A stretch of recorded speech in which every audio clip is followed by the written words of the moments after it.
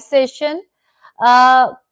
मेरा मेरा नाम ऋचा जैन है and I am a fellow parent, I am an mother. मेरे बेटे को ऑटिज्म है और ये मैं जो कुछ नॉलेज शेयर कर रही हूँ that is my journey. I am not any professional, not any therapist, yes, but मैंने बहुत रिसर्च किया है जिससे मुझे बेनिफिट हुआ और मैं आप लोगों के साथ शेयर कर रही हूँ। हाय ज्योति। तो सबसे मेन इम्पॉर्टेंट क्वेश्चन अगर हम लोग बात करें या कमेंट्स में जो मेरे पास मैक्सिमम क्वेश्चन आता है, कल एक क्वेश्चन आया हुआ था अमरेंद्र जी का, कि उन्होंने सबसे राय मांगी है कि क्या सिर्फ ऋचा जी के ओटी प्लान्स या उनकी थेरेपी को फॉलो करके अगर मैं अपने बच्चे के साथ काम करता हूं तो क्या मेरे बच्चे में इंप्रूवमेंट आएगी, क्योंकि वो ऐसे रिमोट एरिया में रहते हैं, ऐसे दूर एरिया में रहते हैं जहां पर थेरेपीज नहीं है।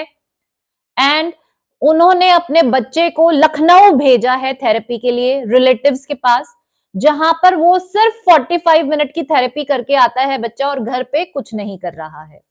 So this was the question और इसी पे मैंने सोचा कि ठीक है, इसका भी नॉलेज हमें होना चाहिए, तो ये सेशन इसी के लिए है। तो क्या सिर्फ घर पे थेरेपी करने से बच्चा ठीक होगा या मैं थेरेपी घर पे कैसे करूं? तो मेरा बच्चा घर पे थेरेपी करने से ठीक हुआ, लेकिन मैं सभी को ऐसा प्रमोट नहीं करूंगी कि हर किसी का बच्चा घर में थेरेपी करने से ठीक होगा। देखिए, उसके लिए बहुत सारे फैक्टर्स इंक्लूडेड हैं। सबसे पहली चीज, घर पे थेरेपी करने से बच्चे में इंप्रूवमेंट, देखिए अगर हम लोग प्रॉपर थेरेपिस्ट के पास जाकर सेंटर में थेरेपी कराते हैं, हम 1 सेशन लेते हैं, 2 सेशन लेते हैं, 3 सेशन लेते हैं, इट्स नॉट लाइक कि बच्चा 7-8 घंटे थेरेपी सेंटर में बिता रहा है। आप एबीए ले लेंगे, पौना घंटा, 40 to 45 minutes, 40 to 45 minutes occupational therapy, 40 to 45 minutes special education, and then मान लीजिए प्रिमिटिव रिफ्लेक्स इतना प्रमोट किया, उसका समझ में आया, अब वो एक सेशन हो गया, 3 से 4 घंटे बच्चा थेरेपी सेंटर में है। लेकिन अगर मैं बात करूं मैक्सिमम मैक्सिमम टाइम बच्चा घर में बिता रहा है, so parent parent and specially mother is the best therapist. ठीक है, अब आप बच्चे को घर में कितना एंगेज कर रहे हैं, कैसे एंगेज कर रहे हैं, क्या एक्टिविटीज और क्या स्टिमुलेशन आप उसको दे रहे हैं, उस पे बच्चे की इंप्रूवमेंट बहुत ज्यादा डिपेंड करती है। ऐसा थेरेपिस्ट भी कहते हैं कि हमारे पास तो बच्चा जी 1 घंटे के लिए 2 घंटे के लिए करना अपनी है, आप उसको एंगेज कीजिए इन अ राइट वे। ठीक है, तो सबसे पहली चीज, सिर्फ थेरेपी के साथ बच्चा ठीक नहीं होता। ऐसा नहीं है कि सिर्फ थेरेपी के भरोसे अगर हमने बच्चे को छोड़ दिया बच्चे में इंप्रूवमेंट आ जाएगी। ठीक है, तो घर पे तो इक्वली काम करेंगे, उतना अच्छा रहेगा, उतना ज्यादा अप्रोच मतलब अच्छी है। द सेकेंड थिंग, अगर मैं प्रोफेशनल की सलाह ना लूं और मैं सिर्फ घर पे खुद करना चाहती हूं, तो अब मेरे को इशू थे, क्योंकि मेरी कुछ ऐसा फैमिली में सिचुएशन हो गया कि मैं कृष्णम की थेरेपी कंटिन्यू नहीं कर पाई। अब करना मुझे है क्योंकि मेरा बच्चा है, थेरेपी नहीं करा पा रही हूँ, अब कुछ तो करना है। आई स्टार्टेड रिसर्चिंग, मैंने पढ़ना शुरू किया, मैंने सीखना शुरू किया, बहुत सारे लोगों से बात किया जिनके बच्चे थेरेपीज में जा रहे हैं, फेलो पेरेंट्स, क्योंकि थेरेपी में फ्रेंड्स बन जाती हैं, आप उनको देख के सीखते हैं, यूट्यूब से सीखा, गूगल से सीखा, प्ले स्कूल्स में जो एक्टिविटीज होती हैं उनसे सीखा, मतलब सब चीजों से सीखा और सीख कर किया। देखिए, अगर मैं थेरेपिस्ट के पास नहीं जा पाती हूँ, आई विल नॉट से नहीं जाना चाहिए, ठीक है, जाइए, वो ट्रेन्ड प्रोफेशनल है, वो आपको सही तरीके से गाइड करेंगे। बट कई बार कंस्ट्रेंट्स ऐसे हो जाते हैं, हम ऐसी जगह रहते हैं जहां पर थेरेपीज अवेलेबल नहीं है। फाइनेंशियल, देखिए मिनिमम मिनिमम भी बात करूं, 500-600 रुपए एक सेशन के मिनिमम लगते हैं, मिनिमम। कई कई जगह 1200, 1400, 1500 एक सेशन के लगते हैं और इतना हम नहीं पे कर पाते हैं। एक दिन की बात नहीं होती, थेरेपी इज लाइक मंथ्स का प्रोसीजर, इतना पैसा हर कोई स्पेंड नहीं कर सकता। तो ये सारे फैक्टर्स भी होते हैं, अगर नहीं करा पा रहे हैं, मेरे पास पैसे का कंस्ट्रेंट नहीं था, मेरे पास टाइम का कंस्ट्रेंट नहीं था, but there are circumstances in my family कि मैं नहीं कंटिन्यू कर पाई। कई बार ऐसे भी हालात हो जाते हैं कि फैमिली नहीं सपोर्ट कर रही है, बिल्कुल अलाउ नहीं कर रहे हैं and you have to do it yourself. तो उस केस में मैं कैसे करूं? तो देखिए, उसके लिए अगर आप करना चाहते हैं, सबसे इंपॉर्टेंट चीज नॉलेज। देखिए, अगर आप बिना सीखे करेंगे, आपने सीखा नहीं, समझा नहीं, बच्चे को नहीं समझा, बच्चे के इश्यूज को नहीं समझा, आप करेंगे कैसे? ठीक है? तो सबसे पहले एम्पावर योरसेल्फ, आप उसकी नॉलेज लीजिए, उसको सही तरीके से समझने की कोशिश कीजिए, तभी आप सही तरीके से काम कर पाएँगे। अगर मैं मेरी बात करूँ, मैंने ये चैनल ही इसीलिए स्टार्ट किया था because I was so lost, मुझे इतना वो था कि मुझे कुछ सीखना है और मेरे बच्चे के साथ काम करना है, मैं कैसे करूँ? मैं इधर-उधर ढूँढती रहती और यूट्यूब पे अगर मैं बात करूँ, there are lots of videos, किसी में क्लैरिटी नहीं, किसी में कॉन्सेप्ट का मेरे को समझ में इतना नहीं आता था। कुछ एक चीज़ें समझ में आती थी, तो मैं उसको स्ट्रक्चर नहीं कर पा रही थी। बहुत ज़्यादा कन्फ्यूजन्स थी। बट वही है, जब आप रेगुलरली उस चीज़ को पढ़ते हैं, सीखते हैं, करते हैं, तो बंदा करके भी सीखता है और सीखने जब वो सीखोगे आप और सही तरीके से काम करोगे, तो आपके बच्चों में भी इम्प्रूवमेंट आएगी। ठीक है? तो सबसे इम्पोर्टेंट चीज़, अगर आप घर पे थेरेपी कर रहे हैं, प्रोफेशनल से ज़रूर सलाह लीजिए, मैं बार-बार यही कहूँगी, उनकी गाइडेंस बहुत ज़रूरी है। मैं ये नहीं कहूँगी कि वो मतलब यार उन्होंने प्रोफेशनल हैं, वो ट्रेन्ड हैं। उ आप अपने बच्चे के साथ काम कर रहे हैं, वो दिन में 100 बच्चों के साथ काम कर रहे हैं, उनका एक्सपीरियंस अच्छा है, ट्रस्ट देम। बट येस, कई बार ये भी होता है, इट इज़ लाइक अ जाल, वो होता है कि बच्चा फँस जाएगा, वो बहुत स्लो प्रोसेस है बिकॉज़ वो पौना घंटा थेरेपी दे रहे हैं, हमें घर पे 4 घंटे उसके साथ काम करना है ताकि हमारे बच्चे में ड्रास्टिक इम्प्रूवमेंट्स आएँ। ठीक है? तो उसके लिए भी सीखना ज़रूरी है। तो जितना ज़्यादा आप नॉलेज लेकर सीखेंगे, उतना बेहतर होगा। कई बार मैं डिटेल्स में वीडियो बनाती हूँ जस्ट टू टेल यू कि क्या इश्यू है, क्यों है, कैसे उसको सॉल्व आउट किया जाता है। प्लीज़ उसको अगर आप देखेंगे तो आपको आपके बच्चों के इश्यूज़ समझ में आने शुरू होंगे। सिर्फ एक्टिविटीज़ कराते रहेंगे, उससे भी इम्प्रूवमेंट आती है, बट जब समझ के करेंगे तो और अच्छा रिज़ल्ट आपको मिलेगा। अब घर पे थेरेपी कराने के लिए सबसे पहली चीज़ आपको नॉलेज गेन करना है। सेकंड थिंग, देखिए, अ, 2 कंपोनेंट्स हैं। अगर मैं घर पे थेरेपी कर रही हूँ मेरे बच्चे के साथ, क्या मुझ में इतने पेशेंस हैं कि मैं बच्चे को आराम से टैकल कर पाऊँ? अब इसमें बहुत सारी वेरिएशंस हैं। मेरा बच्चा मेरे से कितना कोऑपरेट करता है, कितना कोऑर्डिनेशन करता है और कितना मैं उसके साथ काम पेशेंस होके, मतलब विदाउट इरिटेशन, विदाउट डिप्रेशन, क्योंकि जब मेरे अंदर वो नेगेटिविटी है, मैं बच्चे को पॉजिटिवली और अच्छे से काम नहीं करा पाऊंगी। तो this is the second thing. पहले अपने आप को भी मेंटली आपको प्रिपेयर करना है। यस, मुझे ये काम करना है और बड़े ही लाइवली, बड़ी ही एनर्जी और एंथू के साथ अपने घर के काम को मैनेज करते हुए, अपने आप को मैनेज करते हुए करना है। This is the second thing. Third thing, बच्चे के साथ क्या मेरी कमांड फॉलोइंग आ रही है, हमारी वो बॉन्डिंग, वो ट्यूनिंग। देखिए, कोई भी चीज अगर मैं बात करूं, मेरे बच्चे की बॉन्डिंग और कोऑपरेशन कितना आ रहा है, उस पे डिपेंड करता है उसकी परफॉर्मेंस। वो परफॉर्मेंस कैसे आएगी कि कितनी काम, कितनी शांत और कितने प्यार से मैं उससे काम करा रही हूँ और कितनी ज्यादा मैं उसमें टेक्टिक्स यूज कर रही हूँ। टेक्टिक्स का मतलब क्या है? एबीए थेरेपी का जो प्रिंसिपल्स मैंने आपके साथ शॉर्ट वीडियोस में शेयर किए थे कि बच्चे को आप इस तरह से काम कराइए, आप इस तरह से, कहते हैं ना, साम दाम दंड भेद, हर तरह से मैं अप्लाई करके देखूंगी। जो टेक्टिक उस पे काम करेगी, उस पे मैं वर्क करूंगी उसके साथ। तो वो चीज कि आप में इतनी क्षमता होनी चाहिए, आप में इतने तरीके होने चाहिए कमांड फॉलोइंग के, मैंने शेयर की हैं इन पे वीडियो कि ये नहीं तो ऐसे कराया, ये ट्रिक अपनाई, ये ट्रिक अपनाई। बच्चे के साथ लगे रहना है। ठीक है? फिर अब घर पे अगर मैं थेरेपी करना चाहती हूँ, अब मुझे प्रिमिटिव रिफ्लेक्स पे काम करना है, मुझे सेंसरी इंटीग्रेशन पे काम करना है। That primitive reflex and sensory integration क्या है? ऑक्यूपेशनल थेरेपी है। तो ऑक्यूपेशनल थेरेपी के लिए अलग से टाइम नहीं, this is sensory integration and primitive reflex. ये ओटी हो गया आपका।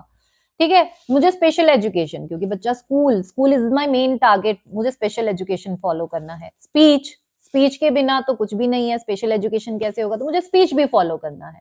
स्पीच के लिए अलग से टाइम, 15 से 20 मिनट बहुत हैं, थ्रू आउट द डे आप स्पीच कर सकते हैं। मैंने शेयर किया है कि कैसे आप कर सकते हैं, क्योंकि देखिए हमारे पास लिमिटेड टाइम है, दिन में 24 घंटे हैं, 24 में से 8 घंटे या 6 घंटे मुझे मेरे बच्चे को डिवोट करने हैं। तो वो मैं कैसे करूँगी? भई उसको खाना खिला रही हूँ तब कैसे करूँगी? उसको नहला रही हूँ तब कैसे करूँगी? उसका नाइट रूटीन में कैसे सेट करूँगी? उसका पार्क रूटीन में कैसे सेट करूँगी? उसका मॉर्निंग रूटीन में कैसे सेट करूँगी? वो सारी प्लानिंग जब आप अच्छे से करेंगे, तभी आप बच्चे को मैक्सिमम टाइम दे पाएँगे, मैक्सिमम स्टिमुलेशन स्टिमुलेशन जितने ज़्यादा चीज़ें आप उसके ब्रेन को करने को दे रहे हैं, जितने ज़्यादा चीज़ें आप उससे करा रहे हैं, उतना ही ज़्यादा ब्रेन स्टिमुलेट होगा और उतना ही ज़्यादा कोऑर्डिनेशन आएगा। तो वो टाइम मैनेजमेंट, वो प्लानिंग आपको क्लैरिटी होनी चाहिए ताकि आप थ्रू आउट द डे अपना भी और बच्चे का भी दिन प्लान कर पाएँ, तभी अच्छे रिजल्ट्स मिलेंगे। तो आप मेरे चैनल पे प्लेलिस्ट में जाके how I plan my therapy at home एक फोल्डर है जिसमें मैंने सारे शेड्यूल्स दिए हैं। खाना खिलाते हुए मैं कैसे उसकी स्पीच थेरेपी करती थी, मॉर्निंग में क्या करती थी उसके साथ, नाइट रूटीन में कैसे उसका फॉर्म करती हूँ, पार्क रूटीन में कैसे लेकर जाती हूँ उसको। वो सारा पूरा दिन का रूटीन मैंने अलग-अलग कैसे मैं प्लानिंग्स करती हूँ उसके रूटीन की और मेरे रूटीन की, वो सब मैंने उसमें शेयर किया है। तो उससे हो सकता है आपको हेल्प आउट मिले कि आप मैक्सिमम टाइम कैसे निकाल सकते हैं और बच्चे को मैक्सिमम एंगेजमेंट कैसे दे सकते हैं।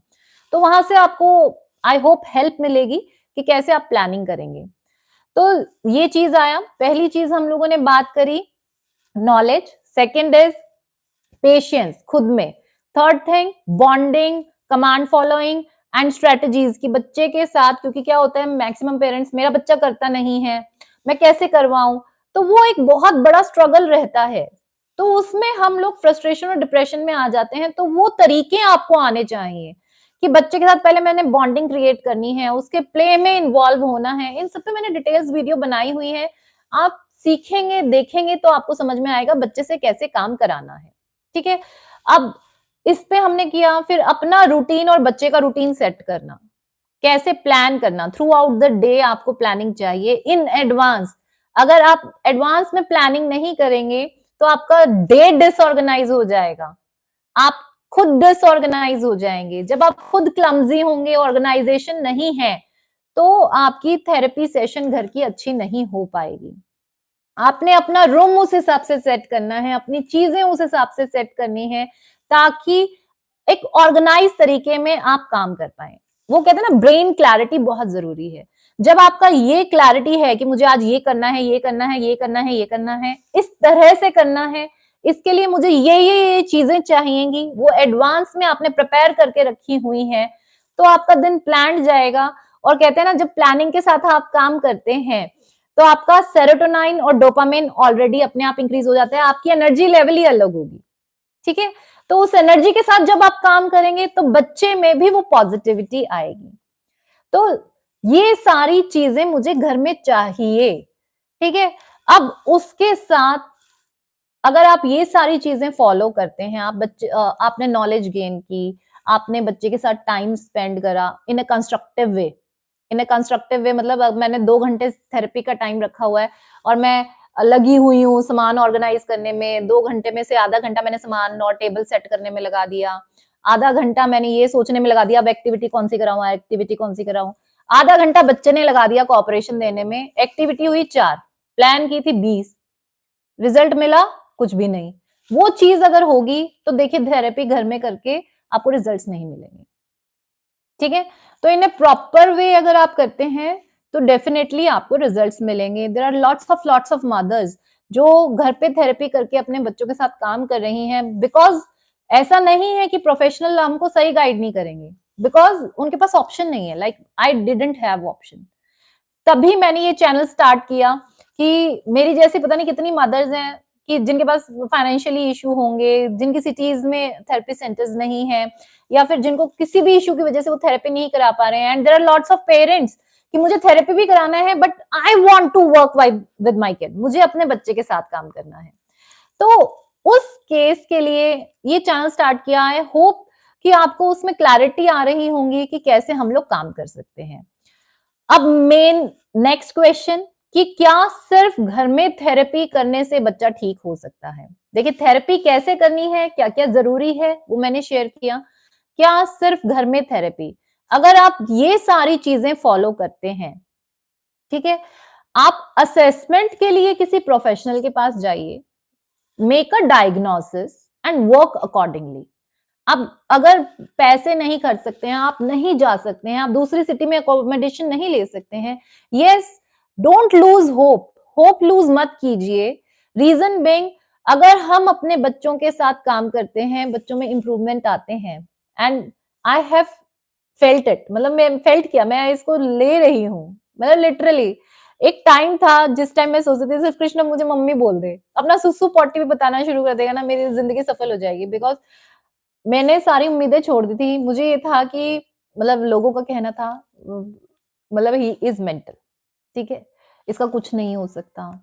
पता नहीं कैसा बच्चा जाम के दिया है। मतलब देयर आर लॉट्स ऑफ तो मेरा एक पीरियड था, मेरा मैं सिर्फ मेरे हस्बैंड से कहती थी, "ये मेरे को मम्मा बोल दे और सुसु पॉटी बताना शुरू कर दे, इतना ही हो जाएगा ना बहुत है।" एंड बिलीव मी, मतलब it was like hard work, मेरा बहुत हार्ड वर्क रहा है। ऐसी बात नहीं कहूँगी कि मैंने हार्ड वर्क नहीं किया। हार्ड वर्क मैंने दिन-रात एक किए हैं। देयर वाज़ अ टाइम मैं 2 घंटे या 3 घंटे सोती थी पूरे दिन में। 2 घंटे, 3 घंटे, क्योंकि मैं रात को नींद नहीं आती थी, बस बैठ के क्या कराना है, कैसे कराना है, एक्टिविटीज़ बनानी है, ये बनाना है, आधा टाइम टेंशन में लगे रहो जी, लगे रहो। दिन में उसको सुलाकर प्लानिंग करनी, ये करना है, वो करना है। 1 डेढ़ साल तो बिल्कुल नहीं सोई हूँ मैं, 2 से 3 घंटे क्या होता है। एंड बट येस, उसका रिज़ल्ट मिला मुझे। घर पे थेरेपी करने से मुझे मिला, लेकिन उसके पीछे मेरा बहुत हार्ड वर्क है। मैं ये नहीं कहूँगी कि बिल्कुल आराम से हो जाता है। इट्स इट्स रियल हार्ड, लेकिन वो जो हार्ड वर्क मैंने किया है, जो रिसर्च मैंने की है, वो मैं आपके साथ शेयर करती हूँ, ताकि जो फ्रस्ट्रेशन, मतलब विदाउट नॉलेज कि मेरे को वो सीख के करना है, मैं आपको उसमें हेल्प कर पाऊँ कि आपको सीखने में इतना टाइम वेस्ट ना हो और आप अच्छे से अपने बच्चों के साथ काम कर पाएँ। तो आई होप आपको आज आंसर मिला होगा कि यस, घर पे हम लोग थेरेपी कर सकते हैं। लेकिन अगर आप ट्रेन्ड प्रोफेशनल की सलाह लेते हैं, तो वेल एंड गुड, बहुत अच्छी बात है। आप they are trained and they are professional. लेकिन अगर आप घर पे करते हैं, तो ट्रेमेंडस रिजल्ट्स मिलेंगे एंड और बेहतर रिजल्ट मिलेंगे। इवन थेरेपिस्ट भी यही कहते हैं। तो all the best to all of you and I pray कि सभी के बच्चे, जितने भी हमारे बच्चे हैं, सबके बच्चे जल्दी जल्दी इम्प्रूवमेंट शो करें और इम्प्रूव हो, और बहुत सारी सक्सेस स्टोरीज कमेंट सेक्शन में आए, ताकि हम लोग सभी एक दूसरे को मोटिवेट और पॉजिटिविटी दे पाए। Yes, we can do it. So this is the live session. I'm ending it here now. There are lots of questions. Uh, let's take 5 questions only. Okay. Uh, okay. Hello ma'am, बच्चा बैठता नहीं और खाने में issue है, सब mash करके खिलाना पड़ता है, कोई भी थेरेपी में मन नहीं लगता। देखिए रचना मौर्य का ये क्वेश्चन है। रचना, देखिए अगर बच्चे को मैश करके खाने का, दैट मीन्स उसको टेक्सचर, वो जो मैशी टेक्सचर है, उस टेक्टाइल सेंसरी है, उसको उस टेक्सचर की नीड है। तो उसके लिए आप उसके जो ओरल ओरल मोटर का आप फ़ोल्डर जाकर देखिए मेरी प्लेलिस्ट में, वहाँ पर इसके ऊपर वीडियो है।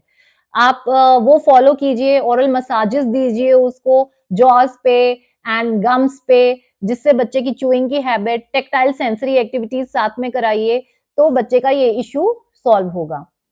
अब नोटी क्रियांश, मेरा बेटा बहुत एक्साइट होता है, किसी के घर गए तो भागता है, बिल्कुल सुनता नहीं है।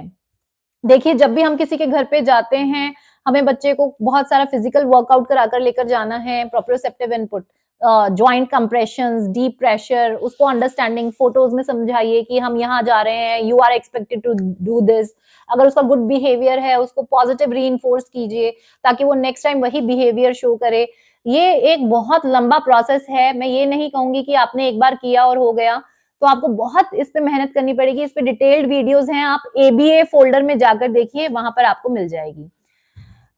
श्रुति एवी, मेरा बच्चा थेरेपी कराते तो हैं घर पे, बट कहीं-कहीं खोया रहता है, प्लीज क्या करें बताइए। देखिए बच्चा इज लॉस्ट, अपने ही दुनिया में खोया रहता है, उसका मेन रीजन रहता है कि सॉरी, उसका मेन रीजन रहता है कि वो अपने सेंसरी इश्यूज में लॉस्ट है, उसकी सेंसरी सीकिंग बिहेवियर है या अवॉइडेंस बिहेवियर, मतलब सेंसरी इश्यूज हैं जिसकी वजह से वो अपनी ही दुनिया में खोया हुआ है। और वो सेंसरी इश्यूज में बार बार अपनी वीडियोस में बोलती हूँ, go to the basic, primitive reflex and sensory integration, they both are interlinked। अगर primitive reflex retained है तो बच्चे को sensory issues होंगे, because primitive reflex are related to sensory issues। जहां पर sensory channel खराब है वहां पर इनपुट अच्छा नहीं मिल रहा, इनपुट अच्छा नहीं मिल रहा तो ब्रेन की प्रोसेसिंग अच्छी नहीं हो पाती। तो इस वजह से वो बच्चा लॉस्ट रह रहा है। आप रेगुलरली जब ये सब चीजें फॉलो करेंगे, sensory integration and primitive reflex, तो धीरे धीरे बच्चे की अटेंशन इंप्रूव होगी। उसके लिए आपने बहुत ज्यादा उसके सेंसरी इश्यूज को पहचानना है, उसके क्या नीड्स हैं, vestibular, proprioceptive, tactile, olfactory, gustatory, जो भी उसकी नीड है उसके बेसिस पे आपको काम करना है। सो ज्योति वैश का कहना है कि क्वेश्चन है, this is the last question I am taking, कि मैम मेरा बेटा स्कूल में बैठता है बट घर में नहीं। स्कूल में बैठता है बट घर में नहीं। Okay, so there are lots of reason for that. देखिए अगर बच्चा स्कूल में बैठ रहा है, कई बार क्या होता है, दैट इज अवॉइडेंस, मेरे को करेक्ट वर्ड नहीं याद आ रहा है, I am really sorry, but मैं एक्सप्लेन करती हूँ। व्हाट हैपन कि जब बच्चे को बहुत ज्यादा सेंसरी स्टिमुलेशन मिल रही है, स्कूल में क्या है, बहुत सारा सेंसरी डाटा, बहुत सारी नॉइसेस आ रही हैं, there are new new people around, और बहुत सारा डाटा इनपुट जा रहा है, तो सेंसरी बच्चे को ओवरलोड हो जाता है। अब ओवरलोड में एक तो होता है ओवर रिएक्शन, कि बच्चे के बिहेवियर ज्यादा आते हैं, एंड सेकंड आता है, मैं उसको वर्ड भूल गई, आई एम रियली सॉरी, अपने आप को वो बच्चा उस चीज से हटा लेता है और वो बिल्कुल सिलेक्टिव म्यूटिज्म तो नहीं होगा, बट उसका एक टर्म है, जो प्रॉपर वर्ड है, I am forgetting that word, और वो बच्चा बिल्कुल शांत होके एक जगह डर के बैठ जाता है। ठीक है, तो उसकी वजह से वो कोई रिएक्शन नहीं देते, and they are so withdrawn, withdraw कर लेता है अपने आप को अपनी सराउंडिंग से। तो उस वजह से बच्चा स्कूल में बिल्कुल शांत बैठेगा, बट घर में आके अगेन वही he is in his comfort zone, वो अपने एरिया में है, एंड फिर वही वो एक्टिविटीज चालू हो जाती हैं। तो बोथ केसेस, अगर बच्चा स्कूल में शांत ज्यादा है, विथड्रॉन है, और घर पे नहीं कोऑपरेट कर रहा है, या फिर वाइस वर्सा कि स्कूल में बिल्कुल उसके सेंसरी ओवरलोड की वजह से बिहेवियर आ रहे हैं, आपको वही स्ट्रेटजीज फॉलो करनी है, सेंसरी रूटीन आपको बना के रखना है, प्रिमिटिव रिफ्लेक्सेस पे आपको काम करना है। So I hope this is going to be useful for you, the whole video. Question answer sessions हम लोग नेक्स्ट लाइव में लेंगे, आप प्लीज कमेंट में डाल दीजिए जो भी आपके क्वेश्चंस हैं, I will try my level best to answer all those. So see you then, thank you so much.